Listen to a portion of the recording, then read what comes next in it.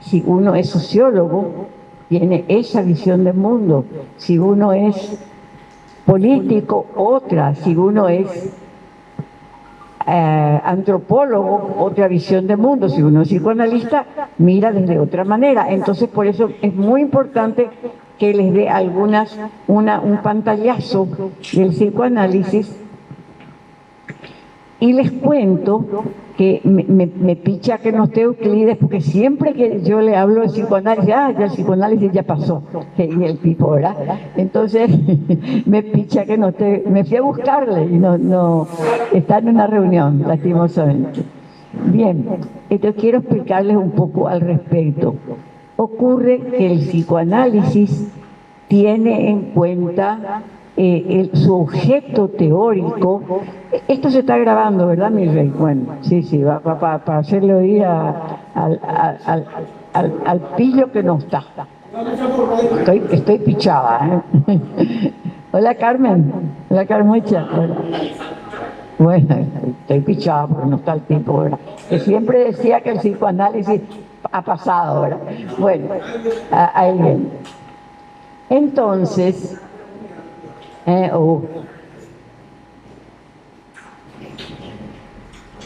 y eso quiere decir que me voy a despichar. No.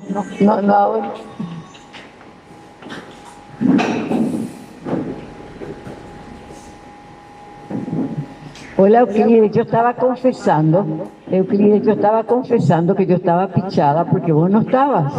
Y entonces, no, si yo estaba tomando cocido.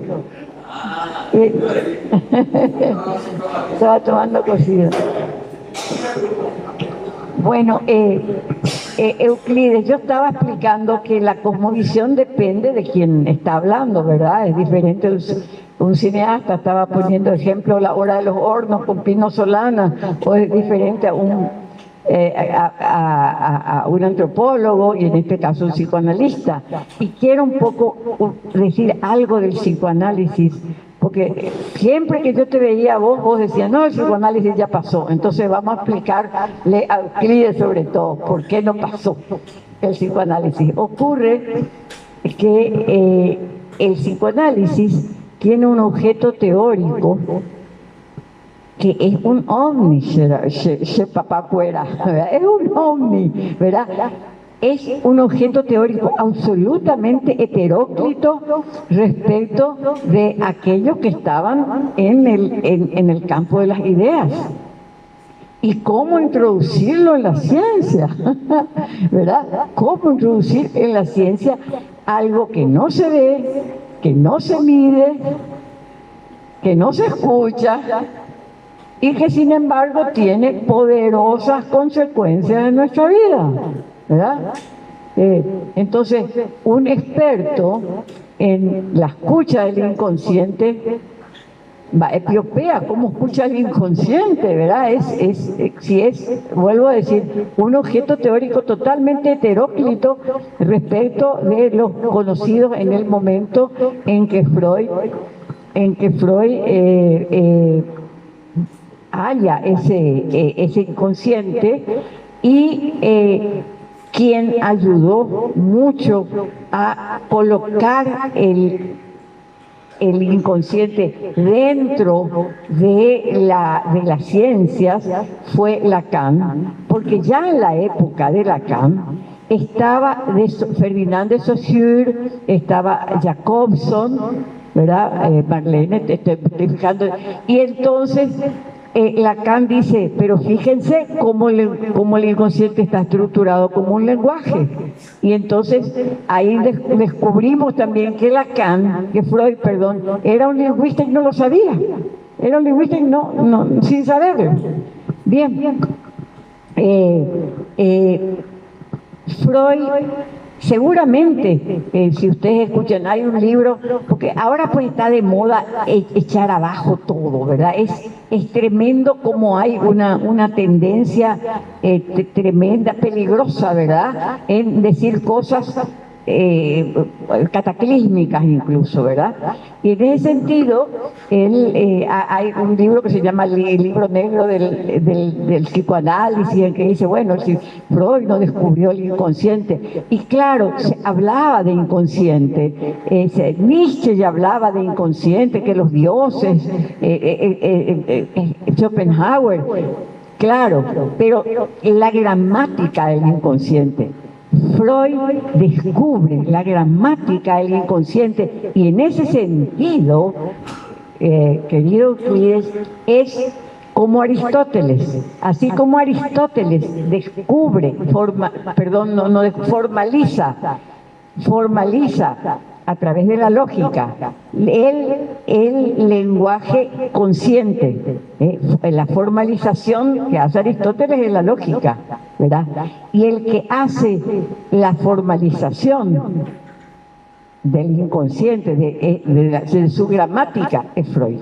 O sea, 2500 años después aparece quien formaliza el inconsciente y saben, señores, es tremendamente importante, fundamental, y quisiera luego que haya más gente acá, porque ahí en el inconsciente es la cocina. En la cocina se produce todo lo que después vos vas a hablar, vas a decir, vas a querer, y lo tremendo es que, vuelvo a decir, era absolutamente desconocido, y también es tremendo pensar, estaba yo diciéndole a Marlene, que como los médicos psiquiatras solamente consideran lo fáctico, a la tercera o cuarta sesión ya medican. Y yo estaba explicándole acá a las compañeras como que solamente lo fáctico tiene importancia y no desmerecen las motivaciones inconscientes. Esto que le voy a decir es cierto.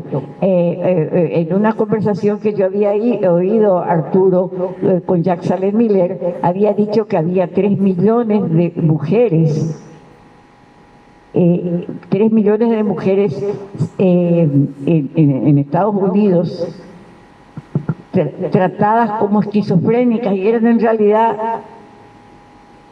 realidad simples histéricas. Imagínense el daño que se puede hacer, porque si es que a mí solamente se tiene en cuenta lo fáctico, o sea, los síntomas, y no se va al interior, una persona puede hacer un montón de gestos teatrales. Esa es una esquizofrénica. Entonces, imagínense, ¿cómo era tu nombre? Javier, qué tremendo si a vos te dicen que sos esquizofrénico y ya te encasillan para toda la vida. Entonces, ya te comportás como irresponsablemente, vos total, sos... Me juzgarían desde ese punto de percepción. No, te juzgarían dentro te encasillaron, será, ¿verdad? Desde su percepción, digo, bueno, lo que percibe como eso. Entonces, miren qué peligroso que es. No es joda lo que les cuento. Y quiero contarles un caso, y además, antes de explicarles el caso, les digo, en primer lugar, lo que yo les voy a contar. Ustedes saben que hay secreto de confesión. De modo que si es que yo cuento un caso, no es macana, Quiere decir que o la persona me autorizó que cuente, o yo doy todos los detalles, cambio los detalles de tipo fáctico para trabajar solamente la estructura mental, y entonces puede ser una persona que está sentada a tu lado, Beatriz, pero vos no vas a saber porque se trata del inconsciente de ella, entonces porque solamente trato la estructura mental. O sea, quiero nomás decirles que si les cuento un caso, de ninguna manera hay imprudencia. Bueno, tengo una serie de casos que son así espeluznantes luego. En este caso, esta persona había venido a tratarse porque estaba con un estado terrible que le imposibilitaba trabajar prácticamente. que se lavaba las manos de una manera compulsiva y no podía dejar de lavarse las manos porque siempre había una mácula más que le molestaba y se podía quedar horas ahí en el lavatorio. Estaba felizmente casado y también tenía enormes problemas sexuales porque la persona que estaba a su lado, muy amada y todo lo demás, podía estar sucia o él podía estar sucio. Bueno, era un problema tremendo, una pareja nueva, una pareja joven, no podía prácticamente salir a la calle porque tenía miedo que las personas hablan y es antes de la pandemia esto, porque ahora en la pandemia seguramente que sí que vamos a tener paranoia luego de poder hablar delante de otra persona, pero que las gotitas de la saliva, ¿verdad?, le pudieran llegar. Entonces estaba prácticamente encerrado.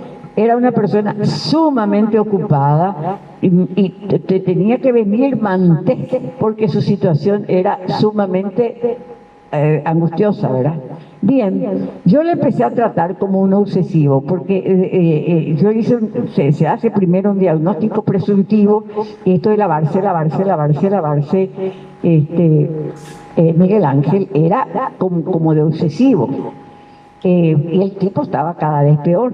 Una vez recuerdo que llegó a estar liado con una frazada porque la angustia era tal que se hacía pipí. Tremendo. Bien. Tuvo además dos situaciones sumamente dramáticas que le ponían muy mal. Y este caso yo conozco demasiado, solamente que no se sabe nomás porque la gente no habla, se va con nomás al psiquiatra, ¿verdad? Tuvo dos episodios tremendos, se casó muy bien, eso le angustiaba, y tenía un trabajo recio, eso también le angustiaba, y había conseguido ese trabajo absolutamente por sus méritos. Bueno, y estaba frito el hombre.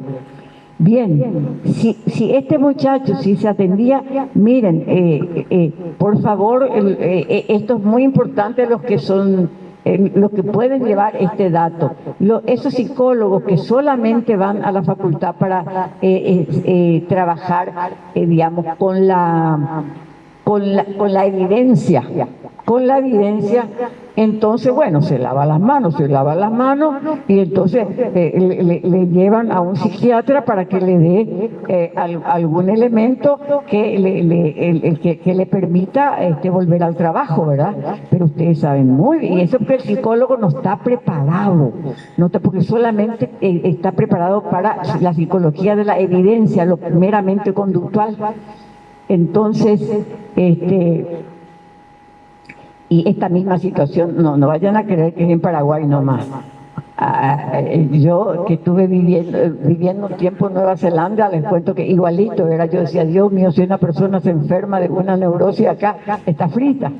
Bueno, entonces continúo con el caso. Como les decía, si va a un psiquiatra, claro, genial, va a salir de la crisis. Pero ustedes saben muy bien que después va a tener que medicarse más, porque al comienzo le va a hacer efecto. Jaupey le tiene que dar más y después más. Ustedes saben ese fenómeno, se tiene que seguir medicando hasta que después se convierte en una estatua, en un idiota que tiene que estar ahí todo el tiempo medicado y frito, ¿verdad? Bien, entonces, qué suerte que estuvo conmigo, ¿no? Qué suerte. Entonces yo estaba, como les digo, trabajando como una neurosis obsesiva por esta cuestión del lavado compulsivo, etcétera, etcétera. Y como no reaccionaba de ninguna manera, ¿verdad? Por supuesto, el psicoanalista se angustia. Yo no me angustio cuando estoy en ruta, ¿verdad? No importa que la persona llore, esté enfermo, mal, pero si yo estoy en ruta no me pasa nada. Pero si no le encuentro la vuelta, yo no le encontraba la vuelta. Hasta que una vez que llegó envuelto en una frazada porque se hacía pis, dije, caramba, acá hay una gran angustia, entonces me estoy equivocando.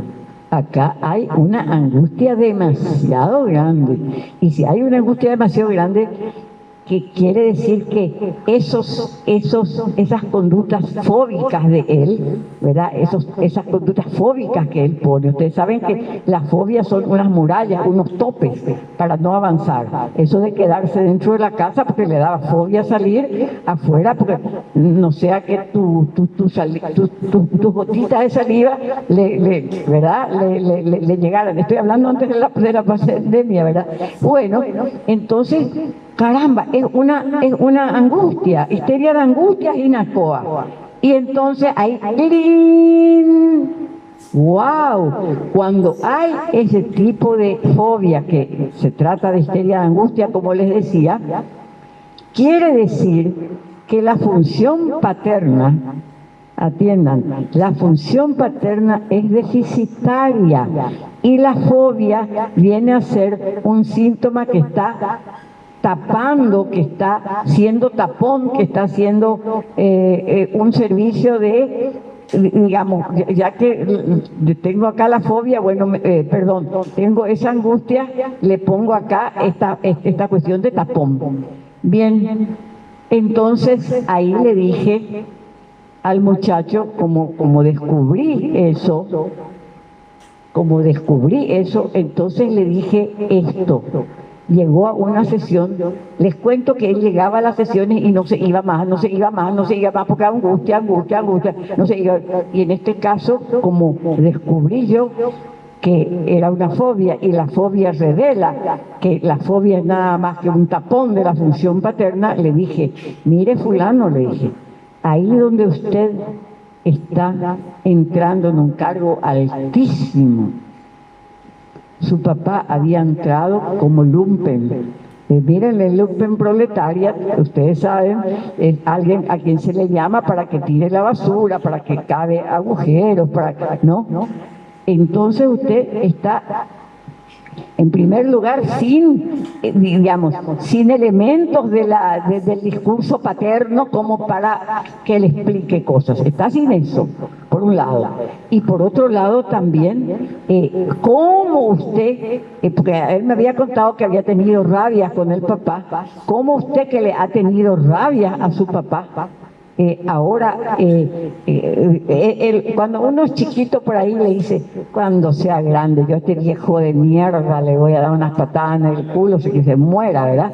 Y entonces, ¿cómo usted ahora le va a hacer daño a su papá? ¿Cómo se va a atrever a humillarle a ese viejo a quien tanto quiere, a quien tanta... empezamos a trabajar eso, señoras y señores. El tipo se sentó, miró el reloj, me dijo que estaba muy apurado, que tenía cosas que hacer. Él que nunca se levantaba, que yo le tenía que echar de tanta angustia que tenía y no se iba. Se levantó, me dijo que se tenía que ir. En ese momento yo abrí la ventana de mi consultorio. Yo estoy en Olear y Aedo, y desde ahí en un piso 10 alto, ¿verdad? Yo abrí la ventana y venía de la plaza, venía venía como una especie de nube con olor. Era que en la plaza era el marzo paraguayo, y de la plaza venían gases lacrimógenos que llegaron a mi consultorio. Entraban hacia mi consultorio los gases lacrimógenos, y yo sentí, señoras y señores, una emoción enorme, porque dije, caramba, allá en la plaza están luchando por un nuevo Paraguay, y aquí se está levantando un hombre nuevo. No es macana ese tipo de emociones, ¿verdad? Por honor al tiempo no les cuento otros casos, ¿verdad? Por honor al tiempo, porque si no vamos a terminar acá muy tarde. Entonces quiero decirles que este señor Freud, y sobre todo le dio acá a este señor Euclides, que no cree en el psicoanálisis, Hay un primer capítulo de Freud, se llama Comunicación Preliminar, que él escribió con un tal Breuer. Breuer era un psiquiatra que estaba atendiendo a histéricas, y es notable este primer capítulo de 1895 que se llama Comunicación Preliminar, en donde trabajan juntos, no ponen el nombre separado, aquí empiezo yo, acá es Breuer, acá soy yo, no, todo juntito, ¿verdad? Pero es tremendo, al comienzo se nota Itereí, que es el psiquiatrón, ¿verdad? Que explica cómo la histérica patalea, se cae al suelo, empieza a babear, bla, bla. Se nota Itereí que está hablando el psiquiatrón nomás, de esa descripción que hace. Y después hay una parte que Shemopirim Baite. Dice, el histérico sufre de reminiscencias. Porque señores y señoras, en ese momento caen milenios, en donde ustedes saben que Hipócrates, ¿verdad?, hablaba fue un tremendo médico, Hipócrates, ¿verdad?, pero siempre era la medicina en donde un síntoma tiene una causa, un síntoma orgánico tiene una causa orgánica, Y por eso digo Shemopirim Baite, porque caen 2500 años del discurso hipocrático, en donde aparece un nuevo discurso, en donde resulta que hay reminiscencias, o sea, recuerdos, ¿verdad?, que pueden estar interceptando la vida de la persona. Si en otro momento tenemos más tiempo, pues les voy a contar otros casos tremendos, y casos míos también, ¿por qué no? Porque el que va a ser psicoanalista tiene que tener psicoanalizada su neurosis. Se tiene que ir al diván de otro psicoanalista y mínimo 10 años para que te den el título de análisis, de elaboración de tu neurosis. Va epio la neurosis, y son interrogantes existenciales. Por eso es que es necesario elaborarlos, porque son que te impiden, como en el caso de este muchacho que no podía trabajar, porque, digamos, ¿cómo iba a ser más que su papá? ¿Verdad? El que tanto le había odiado y porque tanto le quería, entonces tenía esos síntomas, tanta rabia, tanto odio, pero tanto le amaba que tenía esos síntomas, ¿verdad? Tremendo, no sé, me siento tentada a contar más casos, pero bueno, no es el tema de hoy, simplemente yo quería contarles cuál es el objeto teórico que nosotros trabajamos, ¿verdad? Y que tiene un método de testeo, el psicoanálisis, Marlene, tiene un método de testeo igualito que las ciencias hipotético-deductivas. Igualito, ¿verdad? Con reglas de correspondencia, testeo lógico, solamente que en el momento en que vos te vas al psicoanalista para buscar tu propia verdad, ahí no puede ser ciencia, ahí es ética. Ahí no puede ser ciencia, porque si yo busco mi verdad, ahí la ciencia no es uno por uno. Ahí es ética, en ese momento, en la búsqueda de mi verdad. Bueno, me muero de ganas de continuar con esto, pero mi tema es la cosmovisión del paraguayo. Bien. ¿Me podés poner la primera lámina del amor y el deseo o no se puede? Bueno. Bien. No es una presentación.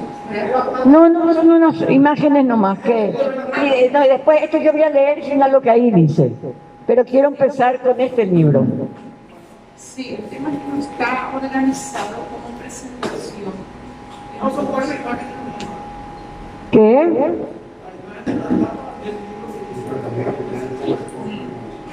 Sí, pero si no está organizado como presentación. Y él me dijo que sí, pues. Sí. Él Con las 4 imágenes pasaste, yo estaba antes que vos. Bueno, no, quiero nomás decirles, les voy a presentar un poco este libro del amor y el deseo, discuto el origen de 5 sexos, y saben que discuto mujer, varón, homosexual varón, homosexual mujer y travesti, ¿verdad? Pero hay que parar ahí porque el primer mundo Cogua, porque cada vez más Cogua, porque yo digo Cogua del primer mundo porque está totalmente subsumido al hedonismo de la mercancía. Hedonismo de la mercancía, ya no hay más búsqueda, como decía Max Weber, la búsqueda de la estructura de demora para llegar a un resultado excelente a través del sacrificio. No, ahora todo es el auto más lindo, el celular más caro, ¿verdad? Todo apariencia, en ese sentido, por eso digo otro era primer mundo Euclides, ¿verdad? Porque está subsumido al hedonismo de la mercancía. Bien, entonces, miren, es absolutamente necesario parar. ¿Por qué? Porque si siguen aumentando el número de sexos, ¿verdad? Vamos a llenar porque el sexo indica que yo hago según mi deseo, que yo me comporto según mi deseo. Y si me comporto y tereí según mi deseo, así nomás sin ley, vamos a llenar el mundo de locos, de canallas, de tilingos, de hojas al viento. Entonces, cuidado que hay que parar. Y les estaba contando a las chicas un ejemplo. Les estaba diciendo, señores, este ejemplo que me parece que es muy válido y ojalá ustedes también comenten. Ocurre lo siguiente, señores. Es bola esta cuestión de la mujer es el sexo fuerte, señores. La mujer, y no estoy hablando ni de machismo ni de feminismo, que son dos teorías Cogua, dos teorías Cogua, porque no tienen base epistemológica sólida. Estoy hablando muy en serio. La mujer es el sexo fuerte en el sentido de que de su barriga salimos. Ella es el origen. El bebé al comienzo está totalmente inmerso y expuesto al deseo y al movimiento y al mumumu cucucuco de su madre. La madre es Dios, la madre es Dios, la madre es lo inconmensurable. Y fíjense cómo se está sacando cada vez más, se está digamos, criticando cada vez más y apaleando cada vez más a la función paterna. Que como, por ejemplo, con tanta facilidad se le obliga a Carmencita al padre fuera de la casa, ¿verdad? Y que le mande alimentos, plata, ¿verdad? Y si no le manda plata están separados, si no le manda plata, entonces va a ir a la cárcel. Y de esa manera opaca la importancia y el honor y lo sagrado de la función paterna, porque simplemente si no le paga al hijo se va a ir a la cárcel. Pero miren un poco cómo se degrada la función paterna. Entonces ahí les contaba yo el ejemplo a las chicas que, y vuelvo a repetir, el varón es el sexo débil, pero insisto, acá no estamos hablando ni de feminismo ni machismo, que son teorías pelotudas, ¿verdad? Acá se trata de que el nene se va y se aprieta a la madre. Y se aprieta a la madre y le dice, no está, bueno, mamá, se aprieta a la mamá.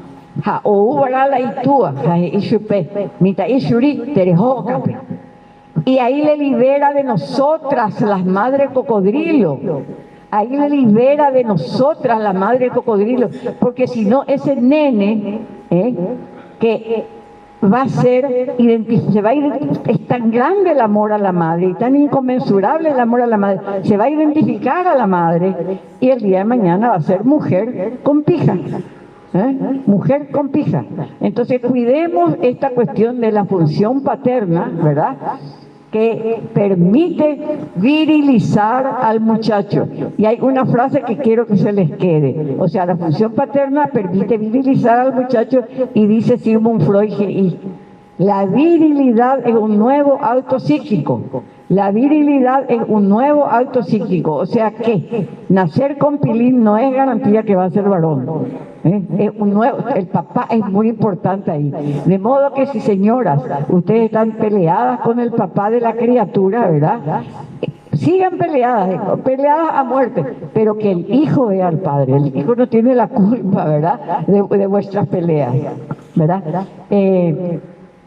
Tengo casos tremendos de este tipo y solamente voy a decir así en un pantallazo, atendí una vez un nene muy inteligente, pero que escribía que era un desastre y su matemática era también desastre, ¿verdad? Entonces en una sesión yo llamé al papá y le dije, señor, yo le necesito a usted, yo apenas soy psicoanalista, yo apenas, acá este muchacho le necesita a usted, le necesitamos a usted, porque señor, porque este chico está tan metido en la lógica de la madre que yo hago lo que quiero, digo lo que quiero, ja, ja, ja, ja, ja, ja, ja, ja. Entonces, señor, le necesitamos que usted ponga ley. Yo apenas soy ayudante de usted. Usted es el que tiene que... Bueno, ¿qué quiere decir con esto, compañeros y compañeras? Que antes de que el psicólogo le manda a reeducación, el psicólogo le manda a reeducar. No, señores, primero hay que trabajar con el padre para que ponga ley. No es la reeducación. Primero hay que saber cuál es la causa, para en base a la causa, primero trabajar eso, Mirta, ¿verdad? Y después se reeducará. Pero primero tiene que estar, primero ley, pues si no sigue la inconmensurabilidad de nosotras las madres, que la madre es Dios. Es diferente a lo que dice la UNESCO, que sabemos que es una institución muy ignorante, que bueno, va a llenar el mundo, además de mujeres víctimas de los hombres. Hay Xinjiang, millones de víctimas de los hombres, cuanto que nosotros le damos la paliza a los tipos. Ojo que estoy hablando de mujeres como nosotras, no estoy hablando de aquellas mujeres que están digamos, sin dinero, sin trabajo, que están en clase media. Ahí no, ahí es como dice Carlos Marx, ahí es otra cosa, ¿verdad? Cuidado, ahí sí está la explotación del hombre por el hombre, Cuidado, si yo no estoy hablando de ese tipo de mujeres, Mirta, porque ahí sí se da la explotación del hombre por el hombre y hay que cuidar a ese tipo de personas. Estoy hablando de nosotras fuera, ¿verdad? Que podemos tener... Y miren, digamos, es como, ¿saben como qué? Y ahora ya sigo, ¿saben como qué? Es como el agua torrencial y el dique. ¿Cuál es más importante, el agua o el dique? El dique, porque le pone freno. Pero en un momento dado, el torrente de agua destruye todo el dique también. O sea que es un diálogo, Mirta. Tiene entre la madre naturaleza y la ley que tiene que poner el padre. La madre inconmensurable y el padre pone... El padre puede ser un gran pelagatos, pero para el niño, ¿verdad? Tiene voz de trueno y eso opera. Bien, entonces pasamos. En este libro quiero nomás señalar una cosa. Hay un Mitaí Shuri que le hace la carátula a todos mis libros. Este Mitaí se llama Archie, vive en una casa culata Yobay, en un lugar que se llama Carobenito ya, y es un monstruo. Ahora ya trabaja con pinturas compradas en casas de pintura, pero al comienzo él, como los pintores renacentistas, él hacía sus pinturas, ¿no? ¿Cómo te llamas vos? Roberto. No, tremendo. Bueno, ahora sigue, miren, ahí también el dibujo está hecho por Archie. Se trata de un Yacir Yateré, porque él vive en un lugar, yo estuve en ese lugar porque es divino, lleno de árboles, ¿verdad? Imagina Pepe la Yacir Yateré, oye, picha. Entonces, ya te he pichado, ¿verdad? Entonces, el libro, qué sé yo, como ustedes se imaginarán, es un libro que tiene 300 páginas y un montón de temas. Solamente yo voy a decir de ese libro, habla en la primera parte, ¿verdad?, de cómo selvas torrenciales fueron liquidadas en la época de Stroessner, ¿verdad? Habla de eso, ¿verdad? Después pueden acercarse a mirar las contratapas de los libros, ¿verdad? Porque ustedes saben muy bien que incluso se repartía la tierra, pero no se les daba título. Miren un poco qué perverso, ¿verdad? Y por eso una cosa que yo, que soy campesina, porque yo soy guay, ¿verdad?, me interesa muchísimo, ¿verdad?, que la agricultura campesina familiar, ojalá que no se pierda, sino que se hagan cooperativas. Entonces, una cooperativa, el Estado les ayuda. Eso yo una vez averigué una chica que era mi vecina, que estaba trabajando como vos, así en cuestiones sociales, ¿verdad?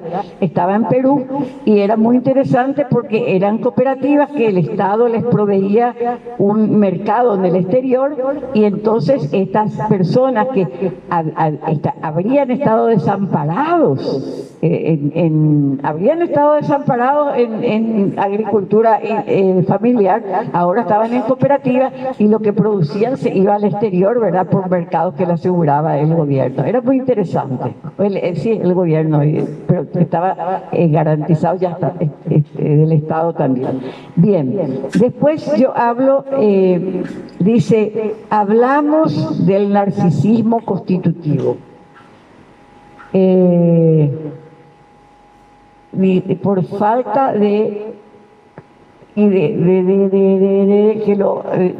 voy a leer de acá.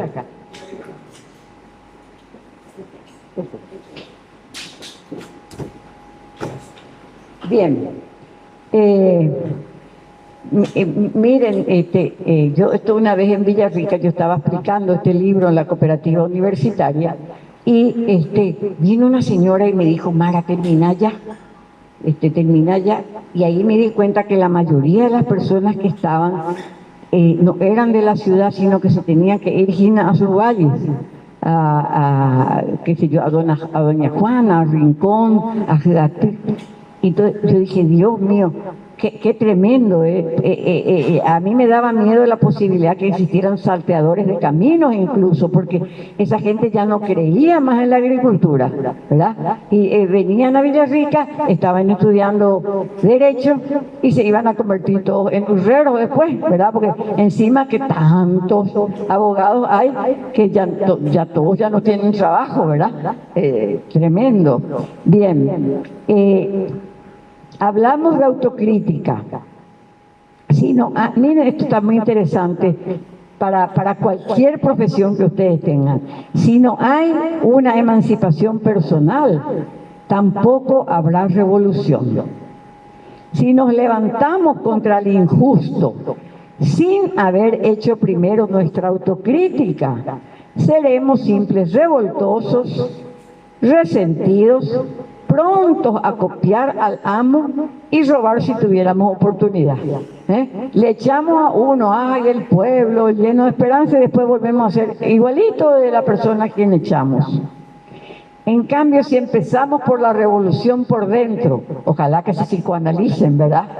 Empezar la revolución por dentro, ojalá sean psicoanalizados, nuestra lucha será serena, consensuada, respetando el narcisismo de nuestros compañeros, sin crueldad hacia el enemigo, porque puestos en su lugar tal vez cometamos las mismas faltas, ¿verdad? Entonces, la autocrítica es uno de los temas, tienen muchos temas, pero ¿verdad? Me importa mucho, y quiero leerles algo que ya dije en la reunión que tuvimos con Marta Canese. Dije esta frase, y también una persona puso en el grupo de ustedes, dije, esto es de 1927, Ramón y Cardoso, que ICOA. Los síntomas escolares nos presentan al inconsciente en plena actividad y su conocimiento ilumina la conciencia profesional y puede salvarnos de la inmensa responsabilidad que tenemos ante la sociedad, que nos hace depositarios del porvenir de los niños, es decir, de la nacionalidad misma. O sea, dijo esto en 1900, es un genio, un monstruo este señor, que Freud estaba todavía publicando un montón de obras todavía, ¿verdad? Y ya Ramón y Cardoso en 1927 ya dice esto. ¡Qué monstruo! ¿Verdad? Y esto dice Jacques Sallet Miller, un francés que nosotros seguimos mucho. Se podría presentar al psicoanálisis en tanto investigación y descubrimiento de la verdad reprimida, como el caso de este muchacho que la verdad reprimida era que no se animaba a superar a su papá, como un camino de salvación para la humanidad. Bien, vamos al siguiente libro, ¿verdad? Bueno, este es otro, antes de ese, se llama Inconfortable Democracia, y miren un poco, bueno, yo les voy a repartir, hice 5 de estos, ¿verdad?, para que ustedes vean. Le tuve a Archie en mi casa, le hice venir a mi casa y le tuve a pan y agua durante un mes para que me haga todito dibujo, todito lleno de dibujos, ¿verdad? Y le dije a Archie lo siguiente, está lleno de dibujos, ¿verdad? Le dije, mira Archie, no quiero dibujos artísticos, quiero sobre todo dibujos pedagógicos, ¿verdad? Entonces, Archie, miren un poco qué lindo, acá en la tapa están los que toman el poder luego de la caída de Stroessner, ¿verdad? Hasta Lugo, ¿verdad? Por eso Lugo está con la coronita. Y abajo, miren un poco, está acá, conocen la tapa del submarino amarillo, ¿verdad? De los Beatles. Así mismo es la tapa, ¿verdad? Solo que acá tiene que decir la banda del Sargento Piper y acá dice Fanfarria Nacional. Les voy a pasar para que vean. Y pueden repartirse, hice 5. Bien, acá sigo trabajando, a Luis no le dé, es muy malo. Bueno, acá sigo trabajando,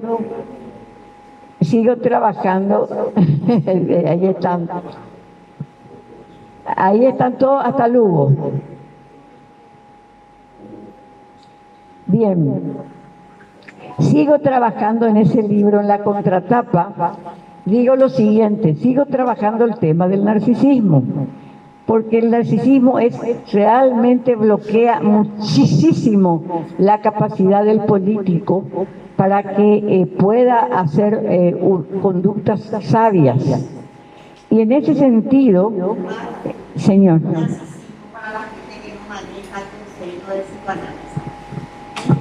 No, que puedas esclarecer qué es el narcisismo para las personas que no manejan el psicoanálisis, porque todos somos narcisistas de alguna u otra manera. Totalmente, totalmente. Y yo me acuerdo que le dije, fue a mi psicoanalista,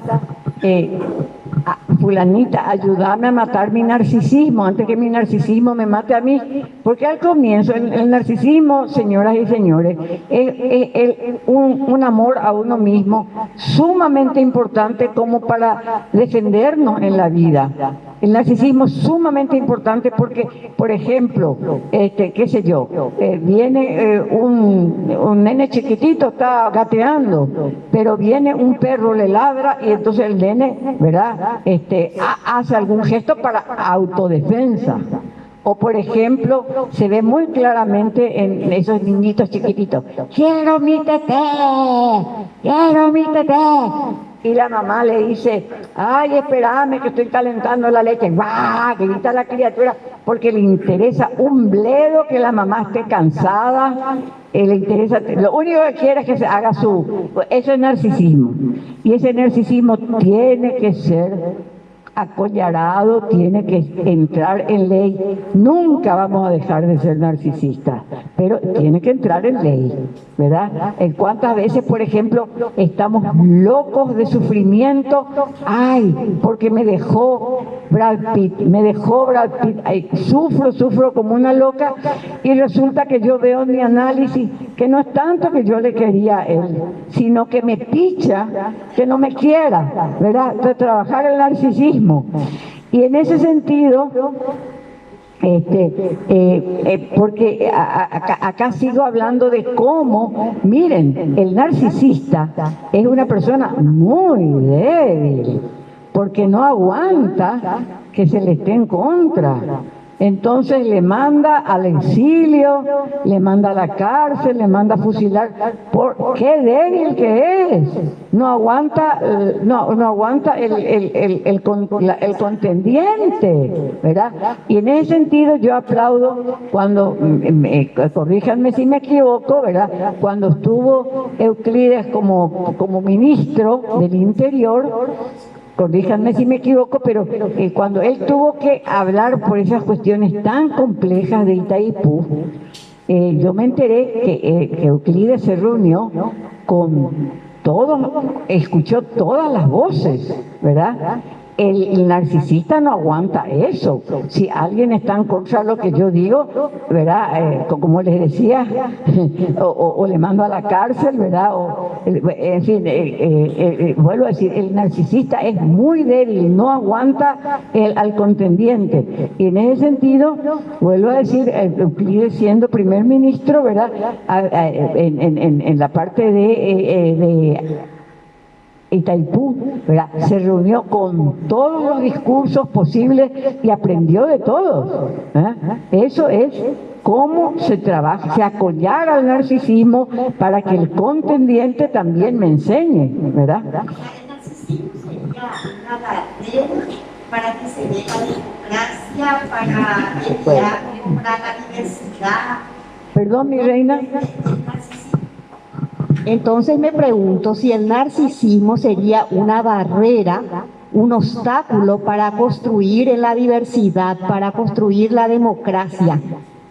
Sería una barrera que muchas veces la gente dice, no, con fulano ya no voy a hablar porque él es luego del partido no sé qué historia y con él no me voy a sentar luego. Y entonces, ¿cómo vamos a construir si estamos una diversidad? Es el narcisismo que ahí se debe trabajar para que yo tenga la posibilidad de sentarme con el diferente a hablar. Si eso necesitamos para construir, para refundar una nueva república. No podemos excluirle al otro, tenemos que trabajar con todos. Entonces, ¿en dónde está ahí el trabajo que los políticos debemos hacer para poder construir entre todos? Porque acá todos somos políticos, algunos nos estamos candidatando. ¿Cuál sería lo que nosotros tenemos que trabajar a nosotros mismos para lograr articular y generar un vínculo para construir un otro Paraguay? Qué tremenda la pregunta, ¿eh? Voy a leer un poco, dice que el narcisista es un enfermo cuyas características son la infatuación, capricho y omnipotencia. Su gestión política genera avivados de toda la haya, claro, porque le chupan las medias, ¿verdad? Mientras el pueblo sufre el exilio interior, opta por huir del país, que es lo que pasó en la época de Stroessner. La gente cree que el autoritario es de carácter fuerte, cuando que es un pelagatos que no sabe dominar sus impulsos e incapaz de entender al semejante.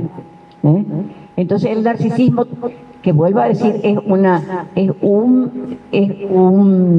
una fuerza constitutiva de los humanos, pero gracias a la función paterna eso se tiene que acollar, porque si no sigo infatuado, ¿verdad? Y en los políticos sobre todo cómo sufre el país, ¿verdad? Por eso conté este caso de Euclides oyendo a todas las voces, porque el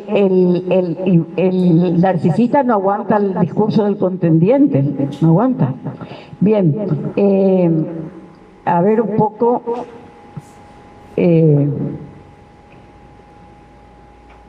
Bien, seguramente que después en el debate vamos a hablar más. Ahora vamos a hablar un poco de este libro. Sí, la hora de San Blas. Bueno, miren, yo les voy a contar acá algo de la hora de San Blas, ¿verdad? Señor. Estamos terminando ya, estamos terminando. En la hora de San Blas les voy a contar solamente lo principalísimo, que es que, y acá yo voy a hablar después con la persona que sea ministra de Salud, ¿verdad? O de Educación, porque en este libro hay una radiografía del paraguayo.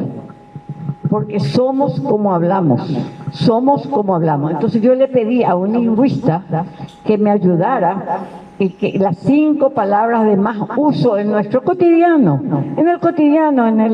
en el buró chaleco que hablamos, ¿verdad? En los chistes, en las chanzas, ¿verdad?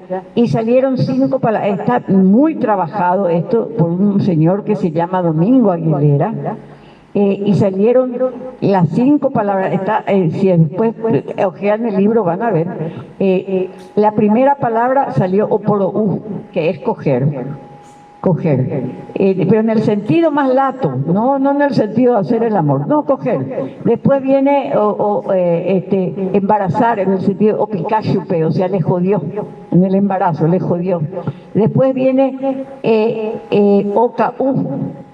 Después viene ñorairo, y después por último, pero está todo acá, cada palabra tiene así, larguísimo está explicado, ¿verdad? Que cada palabra, 520 maneras de decir por ese tipo de cosas, ¿verdad? Entonces, la última palabra es omano. O sea, humano. Fíjense entonces cómo las 4 primeras, miren, una radiografía, porque somos como hablamos, somos monos platirrinos, somos monos, pero hablamos. Entonces, el modo de hablar de nosotros, esta es una radiografía. Entonces, las primeras 4 palabras está el impulso, y la última palabra, la fatalidad. Entonces lo que hay que trabajar con la futura ministra de Educación y de Educación sobre todo, es trabajar esta cuestión de, fíjense, 4 palabras que tienen que ver con el impulso y después la fatalidad. ¿Y dónde está el tiempo?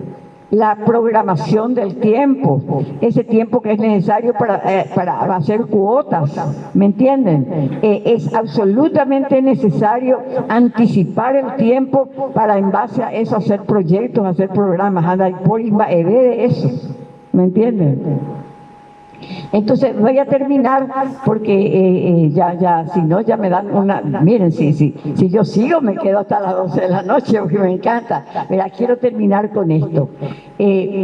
Ante esto que estábamos diciendo, que el mundo, con esto termino mi rey, que el mundo entró en una ética hedonista, y está totalmente burro chaleco el resto del mundo. Entonces nosotros tenemos que cuidarnos de que entra cualquier plástico porque viene de afuera, porque habla inglés. Entonces nos vamos a llenar de un montón de mercancías, y no solamente mercancías materiales. Yo, por ejemplo, que estoy en el campo del psicoanálisis, te termino, mi rey, estoy también muy atenta, estoy en vigilancia epistemológica, Marlene, vigilancia epistemológica, porque entra en cualquier teoría burro chaleco. No, ¿verdad? Y la UNICEF, que es una entidad boluda, ya aceptó, por ejemplo, la del apego, en donde padre y madre le cuidan al nene de la misma manera. Esos nenes todos van a ser homosexuales, sí, el padre hace de madre también, Dios mío, ¿verdad? Entonces, los materiales, las mercancías no son solamente mercancías materiales, hay también mercancías que son intelectuales, como entonces yo estoy trabajando mucho en mi grupo de Arandú haciendo vigilancia epistemológica. Bien, entonces creo, y con esto termino, que una manera muy importante de, bueno, como ven, a mí este libro yo quiero llevarle, ¿verdad? Como hablando de la radiografía del paraguayo, ¿verdad? Con estas 5 palabras, ¿verdad? Porque somos como hablamos. Pero me gustaría sugerir lo siguiente. Demasiado tenemos una presencia de, y bueno, en Paraguay nomás, ay, en Paraguay nomás, nos minusvaloramos demasiado. Y si es que nos minusvaloramos, entonces vamos a hacer cada vez cosas más mediocres. Porque yo lo único no sirvo. Entonces, si yo me minusvaloro, luego, no, de afuera vienen los gringos, son los que saben, ¿verdad? Una cosa tremenda. Entonces, lo que yo siempre suelo proponer, ¿verdad?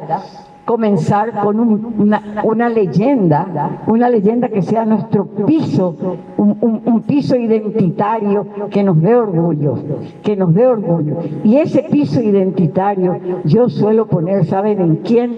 En el Mariscal López. Porque ustedes dirán, mucha gente dirá, no, y además todos sabemos que fue un ególatra. Todos sabemos también que fue un tipo paranoico. Y bueno, por eso le vamos a dejar a los psicólogos y los historiadores que trabajen eso. Nosotros vamos a trabajar como políticos, ¿verdad? Vamos a trabajar la belleza trágica de su muerte en el altar de Cerro Corá. Vuelvo a decir, que los historiadores vean si fue ególatra, bla, bla, bla. Nosotros vamos a trabajar la belleza trágica, estoy terminando, la belleza trágica de esa muerte. ¿Y saben qué? Yo suelo, cuando doy una charla, ¿verdad? Aquí en el exterior incluso, pongo plata sobre la mesa. Si hay algún hombre, alguna leyenda, en donde haya una belleza trágica más grande que la muerte del Mariscal López, ¿verdad? Y yo creo que dijo, muero con mi patria, porque era megalómano, habrá dicho, muero con mi patria, ¿por qué no? ¿Verdad? Entonces digo, ni Eurípides, ni Esquilo, ni Sófocles, los grandes trágicos, ¿verdad? Ninguno tiene una tragedia, ¿verdad? Ustedes saben que las tragedias eran espectáculos, ¿verdad? Ninguna en donde haya la grandeza del Mariscal, la grandeza de esa muerte. ¿Verdad? Y yo creo que ese tiene que ser nuestro piso, ¿verdad? Desde ese orgullo tenemos que aprovechar para sentirnos valiosos. Porque si, Paraguay nomás. Bueno, y termino leyéndoles algo de un guaí.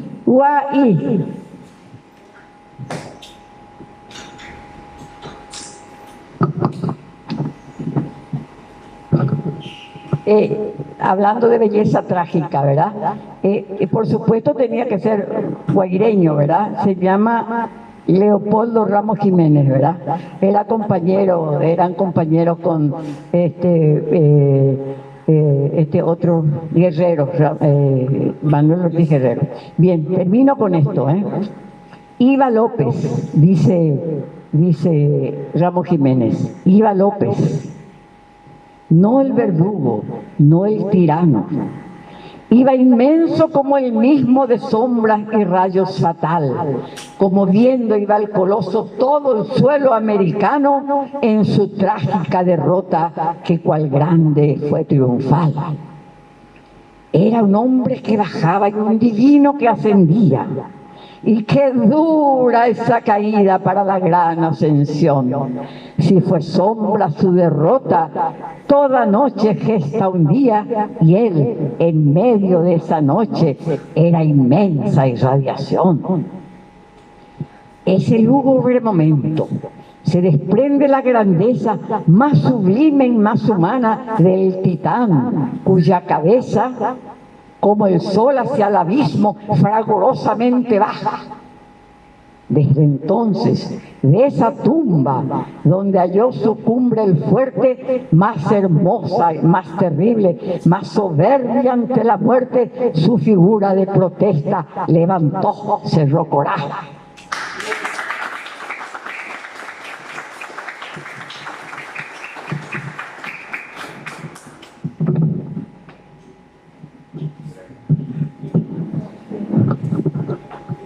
Bueno, agradecemos a la psicoanalista, psicóloga, intelectual Mara Baqueta por su brillante exposición, ¿verdad? Pero quedan muchas preguntas. La progenitalidad de Freud, por ejemplo, la evolución del niño a través de la madurez psicológica que adoptó la escuela de Frankfurt, entre ellos Erich Fromm, que llevó la psicología al campo social. El miedo a la libertad, podrá sobrevivir al hombre. Muchas preguntas llevadas al campo político de la psicología. Pero bueno, eso va a quedar para otra charla, porque hay cumple lento, imagino. Gracias. No sé si alguien quiere hacer una pregunta, algo así, cortita, para Mara. Yo tengo una pregunta, que no quiero que se retire antes que pues yo pasé política y quiero aprender, por eso estoy aquí. No quiero que te vayas antes que responda por qué el Ministerio de Educación tiene que trabajar los 4 elementos que mencionaste, así una pincelada de por qué es importante. Eso, o por todo eso que mencionaste. ¿Por qué es importante y dónde se relaciona la política también? Tremenda pregunta, y vamos a terminar con eso porque si no nos van a echar a patadas, Vamos a terminar con eso. Tremenda tu pregunta. Miren, cuando yo empecé este libro, Mirta, yo pensé así: voy a hacer este libro, esta investigación, como una oferta al Ministerio de Salud y al Ministerio de Educación, porque los Ministerios de Salud y Educación copian programas del exterior, hacen programas del exterior japeando la ley, porque tiene que ser el paraguayo el que sea ¿cómo se llama? El objetivo, tiene que ser el paraguayo, jamás piola paraguayo. Ocurre que no hay esencia, y Heidegger, no hay esencia. Eso les puedo explicar, o no sé si explico ahora, ¿verdad? No hay paraguayidad, argentinidad, son, digamos, maneras de hablar, pero no cumplen con la, ¿cómo se llama? Hablando de lógica aristotélica, les falta un elemento, que faltando ese elemento se destruye el precepto. Por ejemplo, paraguayo puede ser un chico que nació, ¿verdad? En medio de las aguas entre Brasil y Paraguay. ¿Es paraguayo o es brasilero, verdad? O un chico que sus padres están en el exterior porque son embajadores, ¿verdad? El niño nace en Rusia o nace en Suecia. ¿Qué es? ¿Es paraguayo o es sueco? ¿Me entienden? O decir, no, el paraguayo es el que habla guaraní, pero yo encuentro que muchos correntinos hablan mejor que los paraguayos. Entonces, es un pseudo concepto, así como pseudo conceptos argentinidad, uruguay, son pseudo conceptos, pero sumamente importantes, enormemente importantes para nuestro piso identitario. Por eso acordate, muñeca, que aquella vez que estuvieron muchos días, muchas noches, o una semana, no sé, esos mineros chilenos, ¿verdad? Chilenos, y cuando lograron una comunicación a través les llegó con un hilo, ¿verdad? Ellos estaban en el fondo de un pozo, tapados, no podían salir de ahí, estaban ahí prisioneros, pero lograron con la técnica, ¿verdad?, que les llegara un micrófono, ¿verdad? Y entonces, ¿qué hicieron esos chilenos que estaban ahí encerrados, tapados eran mineros, ¿verdad? Se pusieron a cantar el himno nacional. O sea, ¿cómo el himno es algo que nos unifica? O, por ejemplo, nos encontramos en Nueva York o en Buenos Aires, ¿y qué hablamos? Hablamos de paz.